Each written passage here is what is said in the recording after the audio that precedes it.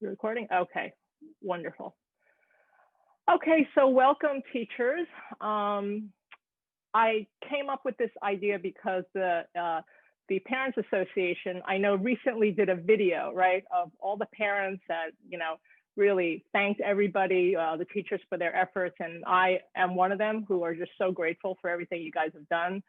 I have been at Columbia for about 11 years, and you guys have put both of my daughters to college and hopefully a third one, but I have faith that'll happen. So I thought, well, what can I do to thank them? And I love sharing my healing and my work. So I thought this is a perfect thing to do, to thank you for what you've done for me and my family. And I hope that today that I can teach you something that is really passionate to me, which is health. And thank you, Andy, so much for helping me set this up. So I know everybody's here to talk about or learn tools about stress and stress tools. And when people come to me, that's the first thing they say. They say, I just want to learn some quick tools to help me de-stress. And I have to step back a little bit, because in order for me to do that, because I'm not a quick fixer, it's just not who I am. I'm a healer, I'm an acupuncturist, and nothing about what I do is about quick fixes, because quite frankly, quick fixes just don't really work. So in order for me to teach you about my stress technique, I'm going to give you a little bit background about me and understanding my approach, and then you'll get a feel why you need to understand that or hear that before we can go into the techniques. So I've been an energy healer for about 20 years now, and all this work that I do is rooted on the principles of Chinese medicine. And it's from working on healing diseases that really led me to understand how to maintain our health. Because when I started seeing these people, healing their disease, I said, well, even once I heal them, well, how did they maintain it? And that's what really got me back to the basic, simple premise of the necessity to balance our mental, physical, emotional, and spiritual health.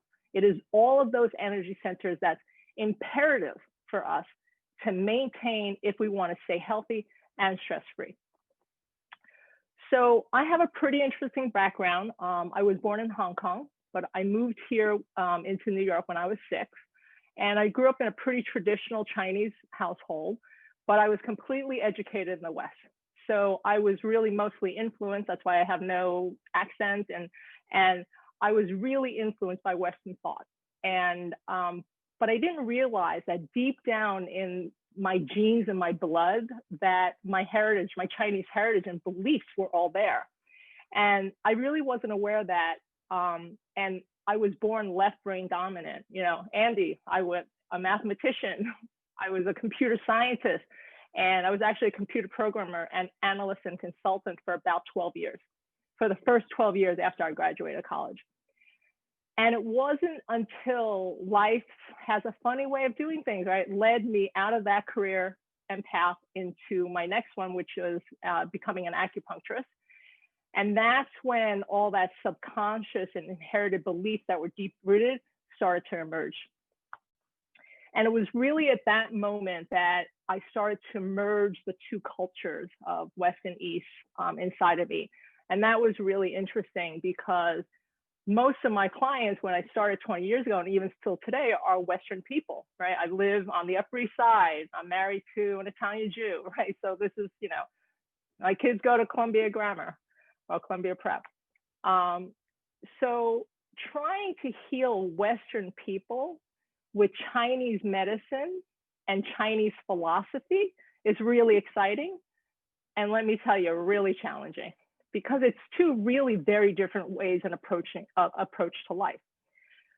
So we learn all these things in school and we learn all these theories, but one thing that they didn't teach us was that once you're in the real world, that's when you start to learn the shortcomings. I'm sure you see this in your own teachings, right? You learn all this stuff in school, and all of a sudden you have these kids in front of you, like, oh my God, because people are dynamic and they come to you with different things. So I realized that so much of our health is tied into our belief systems and our teachings. So when I actually heal people, I can't just heal the effect of the disease, because I know that the actions that we take and what we do are what got us sick in the first place, right? And so if I heal somebody and they don't adopt the methods that heal them, or actually if they don't recognize the old ways or their actions that got them there, then they're going to get sick again. And that's actually what I started seeing over and over again. And so I realized, wait, that's my biggest challenge, right? So in order to truly heal, you have to change the things and ways that made you sick. So now that roundabout way, but really stress is the exact same thing. Teaching my methods of combating stress is really difficult unless you're willing to explore my philosophy of why stress happens, because my tools are based on this philosophy. So I'm going to tell you a little bit about that. So, and then obviously it takes a lot of time to teach and retrain client on Eastern philosophy, which is what most of my tools are based on. And that's what I believe is, the cause of stress. And in order for us to understand how to correct it, we need to understand the cause. So I have a coaching program, and it's called Heal From Within. And I basically start with this notion that the societal norms and teachings contribute to what I really believe is a flawed approach to our health in our modern day lifestyle. Our mind is, and this I know you guys will all agree, our mind is totally overworked, right? And I can't teach you to band-aid an overworked mind because it doesn't work, right? How can I continue to put these tools when your mind is continuing to overwork? It's a self-defeating prophecy. So what I do is I teach people, and this concept is going to take a while to, obviously nothing I can really cover in an hour, but it's to use all your energy inside your entire being to support your life instead of just using this overworked mind. And this really takes a lot of training, but I'm going to go into a little bit before I do the exercise. So in order for somebody to truly heal, whether it's stress or an illness, I have to teach my Eastern beliefs, right, to the Western world. And the Western world is actually a place that I was raised. I love the West. It's where I intend to live forever. And so I apply the fundamentals of Chinese medicine, Taoism, and Qi Gong, which is the type of meditation that I'm going to teach you, with a modernized approach so that the West can embrace and understand it. So obviously I can't do all that in an hour. So I'm going to teach you two fundamental things to just kind of get you started. This concept, which I've already kind of talked a little bit about, is something that is going to be really difficult for most of you. And how do I know that? I have two educators that I'm coaching, okay? And this is by far the most difficult thing. And it's the notion of the Western and Eastern brain. The West reveres the brain, right? The brain is the integrator. It's the director of all the information. And we put very little credence to the energies of the other parts of our being that supports the brain. And so what we keep doing, and you as teachers, this is why it's so difficult, think about what you do all day long for 10 hours, and then in your prep, 15 hours a day maybe. What you're doing is you're empowering the brain. You're teaching kids to learn, to grow the brain, to constantly do that. And then now it's so overworked, what we're also expecting the brain to do is learn to balance itself. That's really an awful lot of things to ask one entity to do, right? We're asking the brain to grow, but now it's time to rest, right? So really, it's very, very difficult. I actually use a dictator a lot in my explanation. Like, you give the dictator all this power, and then you say, okay, we need you to stop. Dictators don't willingly give up the power. And that's kind of what's going on in our Western world now. And that's why in my meditations, I never, ever involve the brain. I never involve the mind. And this is the part that really takes a lot of retraining. But my two educators that I'm working with are finally getting the hang of it. And guess what? The minute they've been able to do that during the meditation, the stress is now starting to melt away on a true level. And that's really the goal of what I'm trying to do. It's not about Band-Aid, it's really about supporting you underneath. So I hope I don't piss anybody off in saying this, but I may, I'm sure. I've never believed in the Western approach to mindfulness. Why? Think about the word mindfulness, mindfulness. It's so much damn work for the brain. That is the antithesis of what we're trying to do in meditation. I've actually been on an anti-mindfulness crusade for about the past 5 years, and Western research is finally proving my theory. And I'm going to share with you a second, hold on. Right here, you guys can look at this, but right here, right there. You see this article right here? This just came out actually about maybe a week ago, and it says mindful people don't seem to cope with stress better. And here's one little statement. I'm going to scroll down. It says, where earlier work in this area suggests how mindfulness may help people manage active stressors, the current paper finds evidence for the opposite response. In the midst of stress, mindful participants demonstrated cardiovascular responses consistent with greater care and engagement. This is the word, engagement. We are engaging the brain. So in what they're noticing that they were actually sweating the small stuff. And that is the antithesis of what we're trying to get at when we want to meditate. We want to try and relax. We don't want to engage the brain.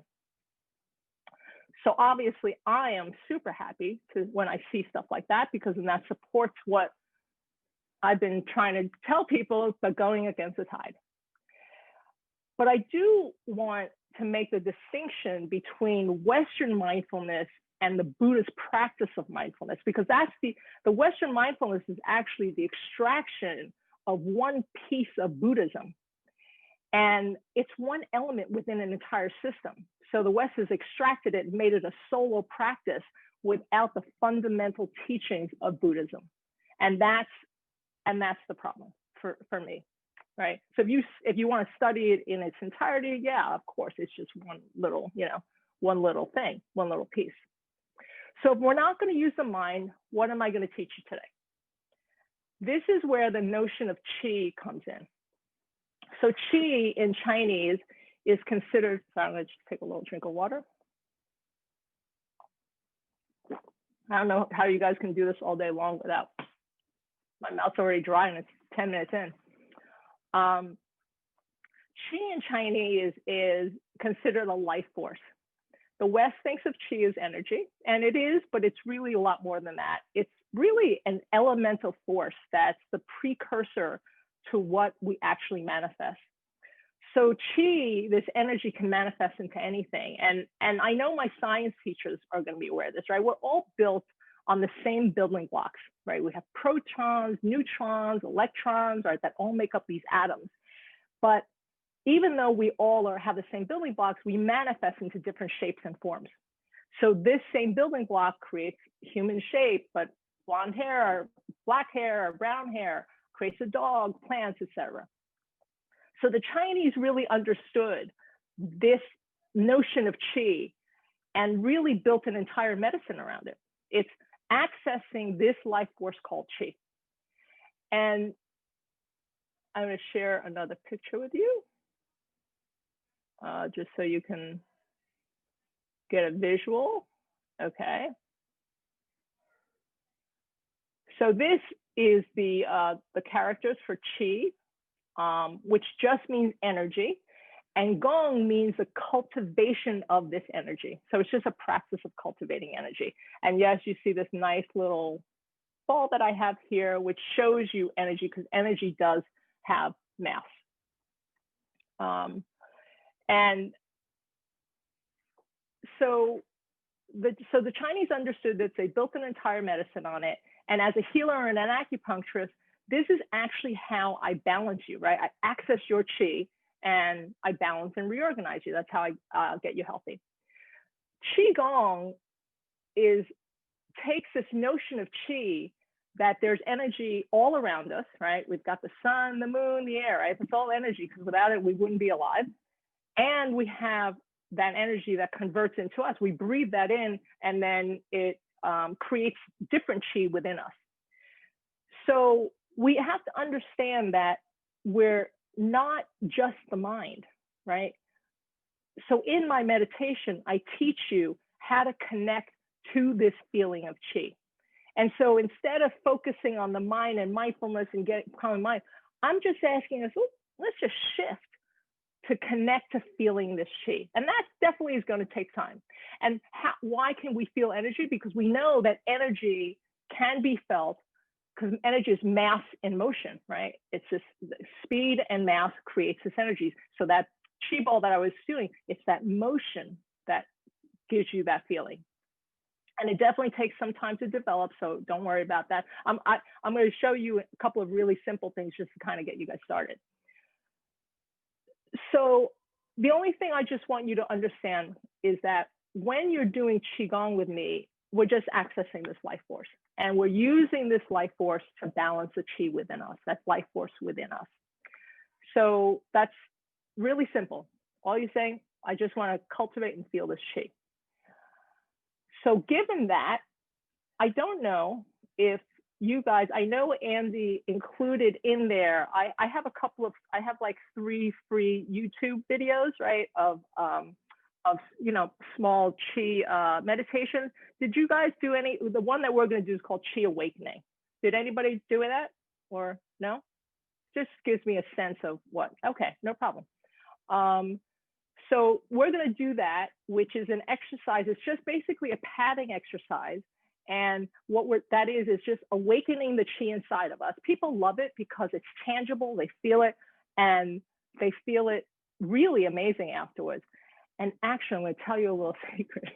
So my daughter, Mia, over the summer was just like, oh, this COVID thing was so tough. And she doesn't want to do any of this.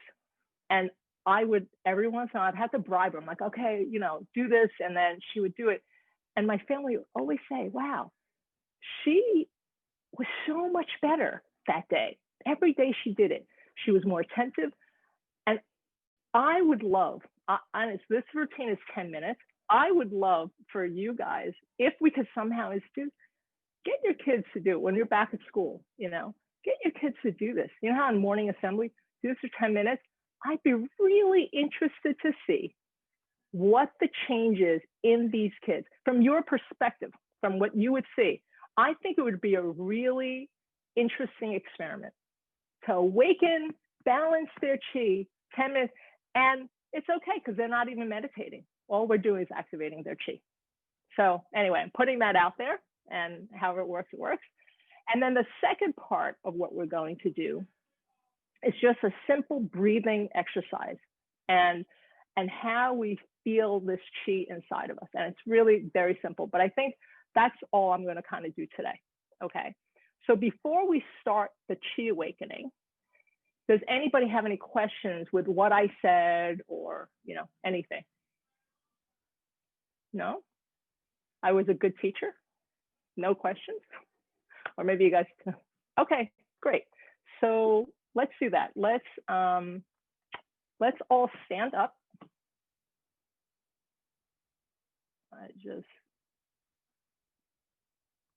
I just have to see, make sure you guys can all see me.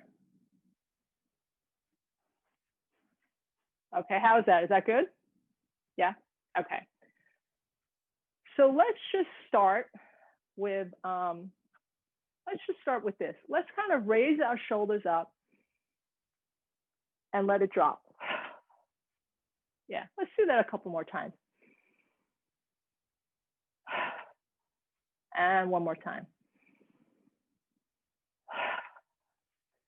Actually, before we get into the Qi awakening routine, this is something I actually do a lot in my, when I start my Qigong class, is I just have people bounce a little bit, right? And the bouncing comes from our knee, right? So my knee is actually kind of slightly bent. And if you can imagine yourself on a trampoline, right? But you're not your feet are still on the trampoline. That's not moving. And you're just kind of bouncing. Yeah. Mm-hmm. Just starting to loosen up.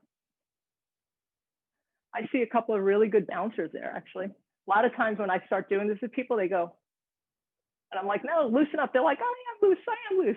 So just, yeah, kind of remember when you were a kid, you know, just loosen up your limbs, your joints.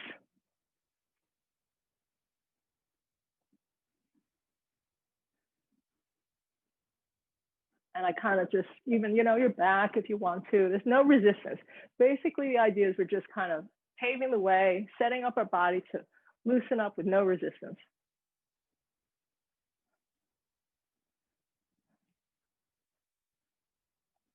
Okay. So we stop. In between every transition, I always kind of just take a second to feel the energy in my body. Your body, if you did this right, should really start to feel a little looser, maybe a little tingling in your arms, your fingers. So now what we're going to do is we're going to take our hands and let's just rub them. Kind of like you're stoking a fire. Get your hands nice and warm. And now we're going to wash our face kind of like we do with a washcloth in the morning if you do, or at night. And we're going to take that and we're going to run our hands up the side of our nose, around our forehead and down, and then come back down the jaw and run it up against our nose again. And you can actually put your whole hand on your face. I actually usually take my middle finger going up the side of my nose, around, but I like the sensation of my entire hand on my face. Really just give it a nice simulation, nice self-massage.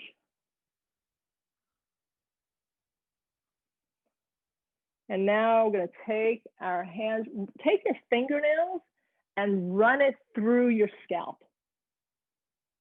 Yeah, run it down from the top of your scalp down. Go to the sides. Should feel really good. Put as much pressure as you'd like. And now I'm going to take my hands in kind of a cupping position. Actually, I'm going to take both hands in a cupping position. I'm going to start patting from the top of my head down to the occiput, right to the back. Start from the top, go down.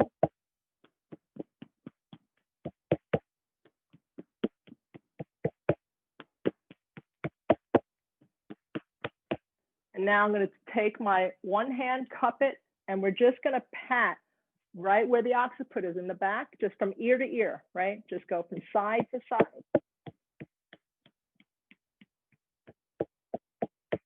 Go back and forth.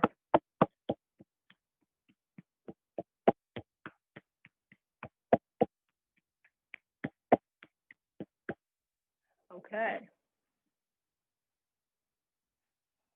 Now we're going to take our left arm and we're going to, always in a cupping position, our hands, and we're going to pat the outside of our arm starting from our fingers, right? And then go up the arm. So we're going to pat and just go slowly up, go across our chest, under our armpit, into our chest again, down now inside the arm. So there are great immune points right around that elbow. So if you want to spend a few seconds there, you can be my guest. Go down the inside of the wrist and ending at the middle of the palm. And then come back around and do it again.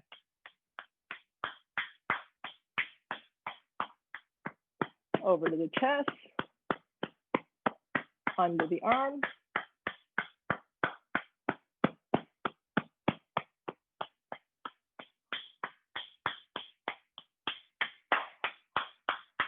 And let's do it one more time.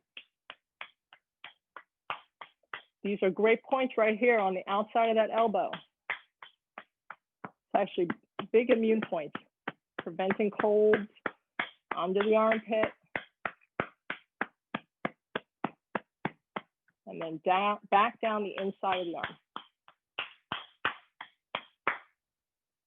Okay, and now we're going to repeat that. Give yourself, because if you haven't been used to this motion, you know, it might get a little tired, so give yourself a couple of seconds. And then let's do the right arm. Outside, going up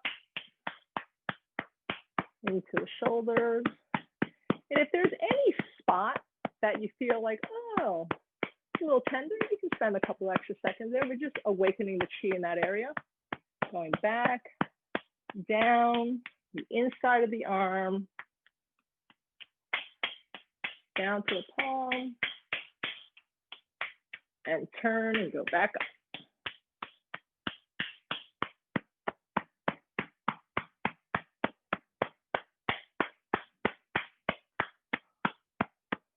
So when we go down the arms, we're going down the yin channels. And then when we go up the outside of the arms, that's the yang channels. The yang is more exterior. Yin is more interior. The yin is female.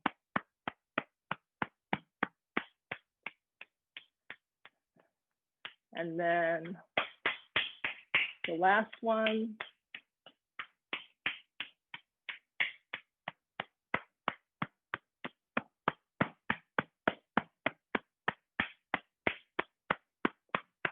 And come back around.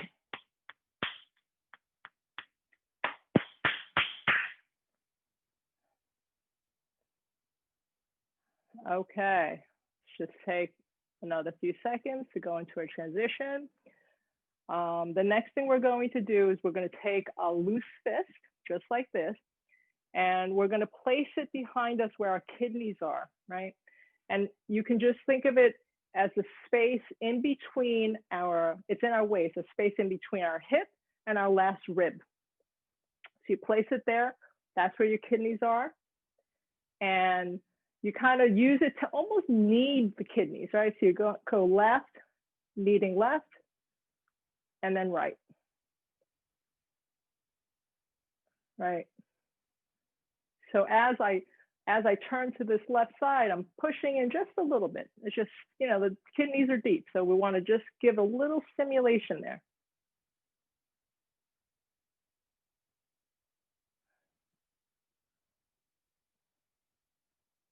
So here we're stimulating the kidney energy. So notice this isn't a muscular thing. This is really going into the organ level.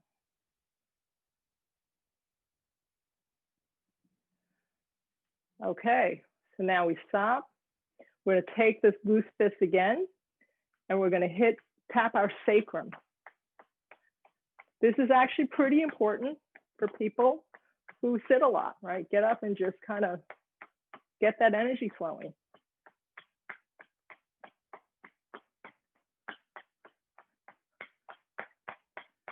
And then now we're going to go to the side of our hips.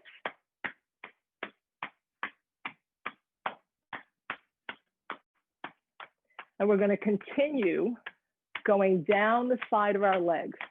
All right, we're going to go down the side of our legs, over to our knee, going down to the side into our ankle.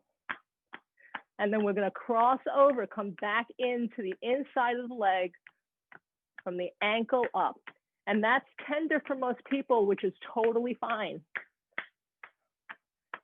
And then go right into that groin area, give it a nice tap. And now when we go down, instead of going all the way to the side, we're actually going to go just lateral to the midline of our leg. So just, this is the midline, just another couple of degrees over. So we're going to go down that side. That's the stomach meridian.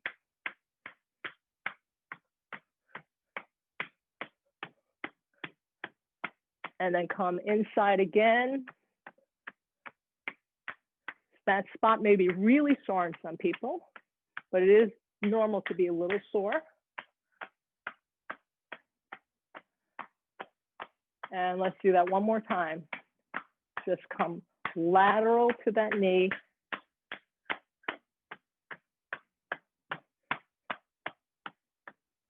Come inside.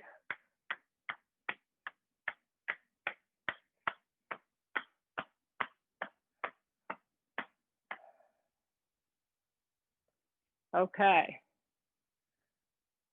The next thing we're going to do is we're going to raise our feet so that we're going on our tippy toes, and then we're going to allow our body to drop. So we're just going to, you can actually raise your arms, so you can raise up and drop. And this is also a kidney point right underneath the sole of the feet. It's a matching point to this. So you just raise up.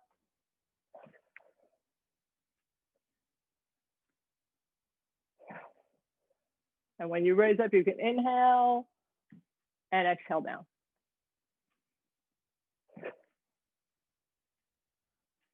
Do it a few more times.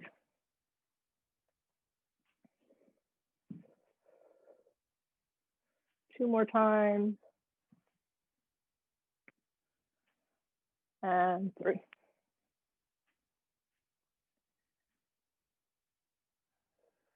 I'm just taking a second to allow the energy to rearrange in my body. And now what I'd like to do is just kind of give ourselves a brushing on our torso. So we're going to brush the side, just like that. This is the liver channel, the gallbladder channel. Some people are really sensitive here. And then you go over the breast.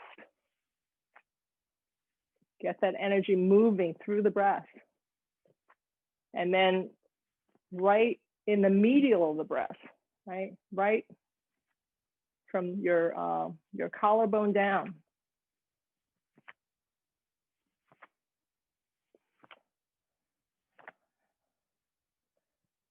And now we're going to end by, again, taking a loose fist. And we're going to swing our body as if we were on a swing. And we're going to go back like we're on a swing. And then we're going to swing out and allow the two fists to hit wherever it's going to hit, either the top of your shoulders. Everybody's flexibility is a little different. Mine's kind of going down to like T1 or so.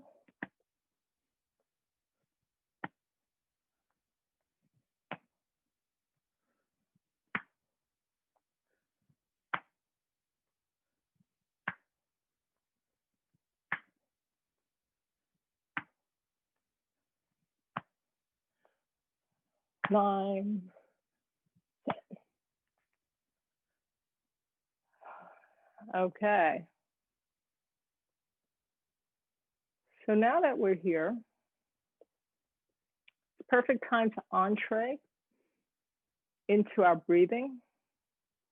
But I'm going to let our body catch up. My chi is floating a little bit, right? I've just energized it. So I just kind of want to let it settle.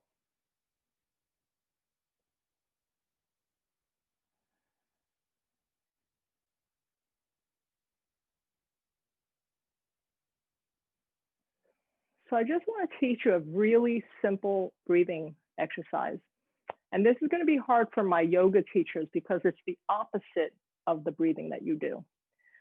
So try it. If it doesn't work, then continue doing your breathing. It's not a problem. But this is really the basic breathing that I teach. So I know many times what we're taught now is we inhale, we're extending out our lower abdomen, right? Bring the breath into the lower abdomen. And then when we exhale, we release out. So for me, Qi is like gold. I want to bring it in, I want to keep it in, and I just want to release what I don't need. So my breath's a little different. And the simplest way that you can learn this is, and we can all try this now, right before you blow up a balloon, what would you do? Or for Sarah, who's a swimmer, what would you do before your head's about to go in the water, right? You go, I don't know about all you, but my belly's sucked in, right?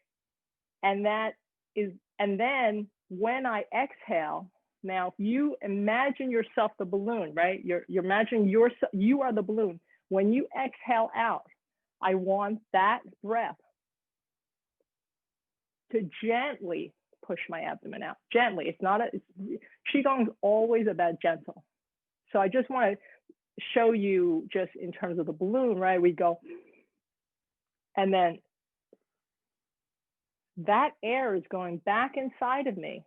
And then my body, your body will naturally expel what it doesn't need. And the breath is an inhale through the nose and an exhale out the mouth. But with the notion that most of that exhale breath is going back into our body. So let's just do that a couple of times, right? Let's go, and let's do it deep. Let go, right? My abdomen is sucked in, and then on the exhale, I feel that breath going through my body, and obviously some of it is going to come out of my mouth. Let's do that 2 more times.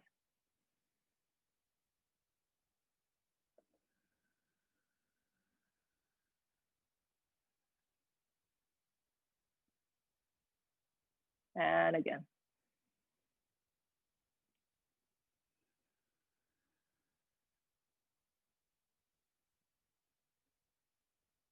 Now I would like for you to do the same breath, but I want you to do it slower.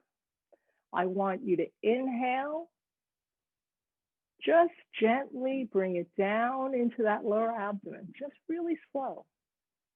And then on the exhale, the same pace, going back out.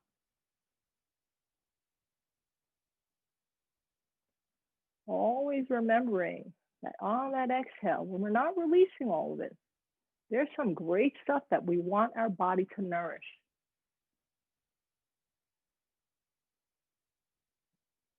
Just breathe it, just bring that inhale right into that lower abdomen. So almost it's being pulled in a little bit, and then exhale. And allow that energy to just float into your fingers, into your toes.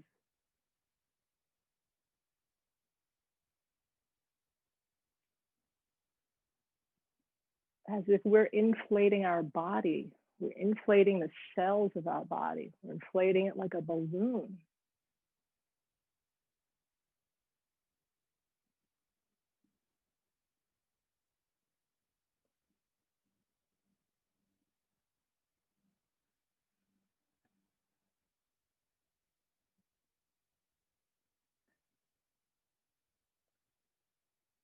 Now with that same breath, if you want to add a hand motion, this time though, the hand motion is as you inhale, even though you're sucking in, your arms are going out. And on the exhale, your arms are coming in. Really gentle curves. Everything about me is curved. There's no straight lines. See some people yawning, which is great. And when I do this, I feel my body expanding and contracting. It's not just my arms, it's all of me.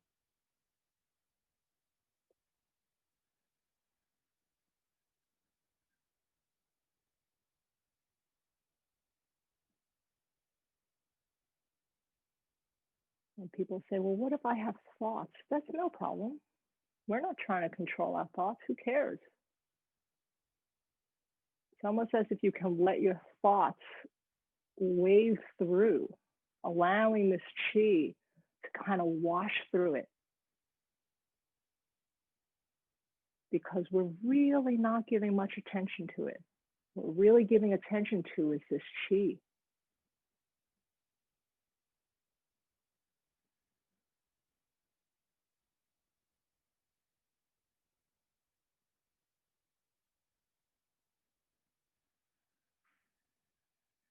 And can we feel it into our backs?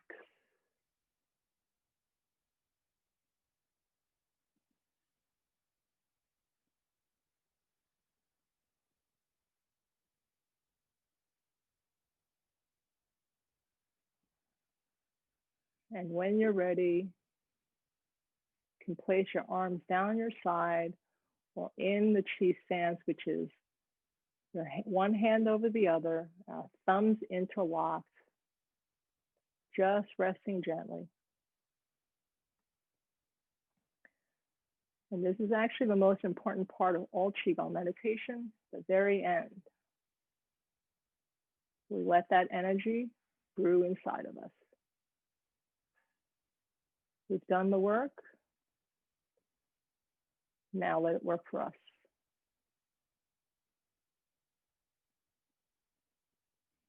And smiling is imperative in Qi Gong. Gotta smile.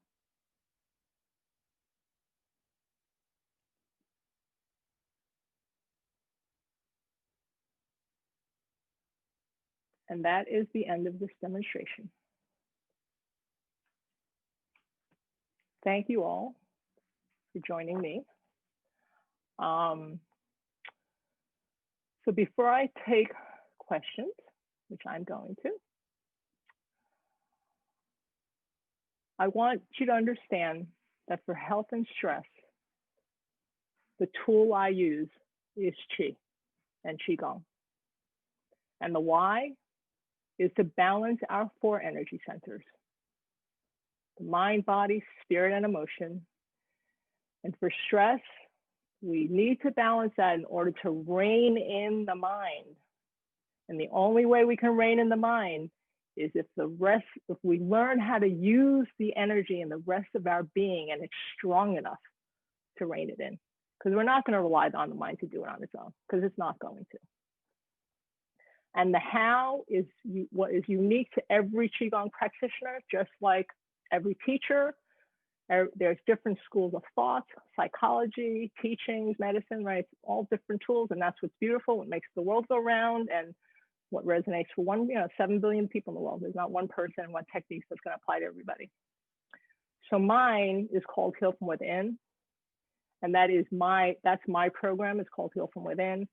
And basically, it's a 3-step proprietary formula. And what I show people, really important, is how to get out of your own way to allow your body's innate healing. That's what we're tapping into, your innate healing and your well-being to thrive. And I use Qi to guide that through people through this journey.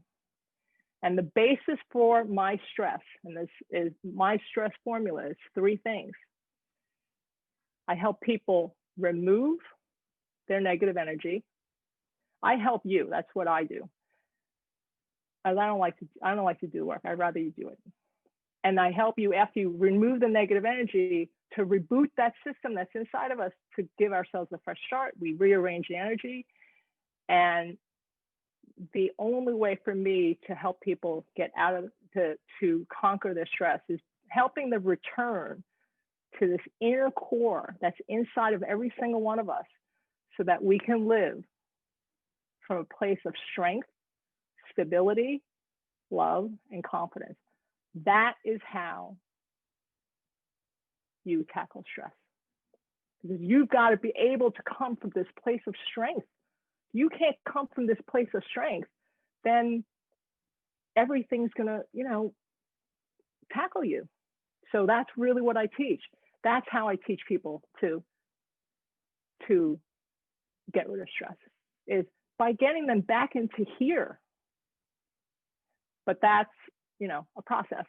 And one thing here is, during the meditation, I'm not telling you school, they should always use their brain, of course, But while they're in the meditation state, this is what we want to give the chance to the rest of our bodies to say, hey, you know what? I'm here and I'm going to help you. And that's one thing that I don't think is happening in our society today. So that said, I'm happy to answer any questions. Let me read the chat. It said, hi, Sue, I take classes at PCOM. I am so glad you're doing this. Thank you. I'm so glad you're taking PCOM classes. Would love, Christina, what classes are you taking for PCOM, at PCOM? I take some classes on just, traditional Chinese medicine. I've taken Tai Chi and Qi Gong, and I incorporated into the health and wellness classes at our school. Oh yes, Mia. Yeah, Mia told me. She's not happy about that.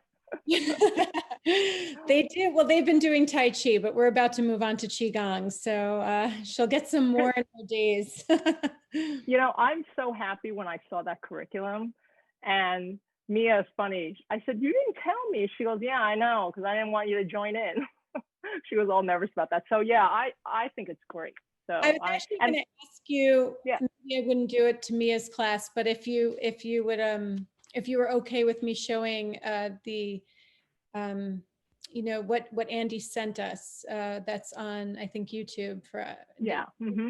Okay yeah. for me to use that in my classes. Totally. I think the Qi Awakening is really, just try it. Really try it out and let me know, because I really see the shift. I don't know. How do you guys feel after that? I'd love some feedback. Great, right? I mean, you have to, it's a palpable difference, right? I hope much better. Yeah, great. So yes, please share that. You know, the more I can get kids, it has to start from kids. But even my own child, you know, it's so hard to fight what they're learning because nobody's learning this, you know. But I will tell you, my older kids, my two older ones, they're more on board now after they graduated because they see how stressed out people are in college and stuff. So, but yeah, if we could get it started young, and I get, like, you know, I did a couple of classes. I came in and spoke at Columbia, and they're like, oh, you know, the kids like to have them sit there and meditate for like even 2 minutes. It was horrible. It was dreadful for them. But this is fun, like padding, you know, you can even bring it down and make it an abridged version. But Binny, I feel tingly, relaxed, and terrific. Great. So happy to hear that. Yeah. I was going to say that I when I do meditation stuff, I feel like I'm just fighting my brain like the entire time. Like my brain just goes like, and it's like I get mad at myself when I'm not, when that happens, right? And which is not, I'm not good at this. But the movement part, like with especially the last thing we're doing, just breathing my arms going in and out, like made that completely stop. Like made, like the fact that, like what you're saying really rung true, that the fact that the rest of my body was doing something, like made it so that my brain didn't feel like it had to do something. It was really nice. Right. Excellent. It's really, that's the beginning. That is, you know, it's always that movement in the beginning. And so that's great, Andy. Really wonderful. Happy that you felt that. I have to add that and sorry, I misspelled your name, Sue. I know it's SIU, but oh, don't worry about that. But I've always battled with the same thing with meditation and mindfulness. Forget it. That was not, I couldn't do it. I have enjoyed yoga, but the breathing of yoga has always messed with me. That's the most relaxed I've ever been, breathing with the exercise you just did. So clearly, that's what I need to be doing. Excellent. Because, you know, it's interesting for me because, again, that yoga breath is counterintuitive. It's work, right? And I'm not saying it's not good for certain things for what they're trying to do, but I'm saying for a meditative state, for me, and I do this now, I'm like, okay, as I'm breathing in, it is conscious of me to bring it and extend my abdomen. It is not conscious of me to go, because that, you know, the whole balloon analogy is right. That's what you do. Or Sarah, you know, right, when you're about to take, right when you're about to put your head in the water, you go, can you imagine if you were doing that and extending your belly? No. But Sue, you know that this is like completely the opposite of what like actors and singers are trained to do, right? Which is just to expand on the inhale. Although then you did that with the arms. So that was going to be my question. I was wondering if I misheard you, but like when you first introduced the idea of taking in the air, you were saying contract, right? Right. Mm-hmm. Yeah. Yeah. Which, and it makes sense to me. It is just also different than what, like with the breath, like, you know, the diaphragm, like teaching somebody to expand the diaphragm. Right. So, and I think yeah. whenever you ask your brain to do something different, you're also then giving it the opportunity to stop thinking about other things and get in your body, which is good. Yeah. Yeah. Yeah. It is interesting. Anna tells me all the time. She's like, you know, that's the opposite of what we're told to do. So sorry. So maybe my work will only apply to non-singers and non-actors. Which I think there's room for both in the world. Okay. Okay, great. Okay. Yeah. Wonderful. Great. I'm so glad that, you know, I can actually now go back to the 2 educators that I have, and I'm saying, you know what, it wasn't so hard for them. They got it. I was like a little nervous about that. Wonderful. Any other questions? No? Oh Okay, yeah. well, Can you send the can you put or just the title of the article that you shared in the beginning with us? yeah. So what I'll do is I will, I guess. Oh, I actually have your emails now on this list. If for some reason if I can't access it, I'll just give it to Andy about that. Okay, so the article, you guys already have a link to the YouTube videos, and you can email me anytime if you have any questions. Okay. Thank you so much. Thank you so much. Yeah, great. I haven't felt so relaxed in a while. Thank you. Oh, I'm so glad. That actually makes me so happy. Well, I hope you all have a really good night. Great. Thank you. Thank you. Thanks, you too. Take care. Okay, bye-bye. Bye.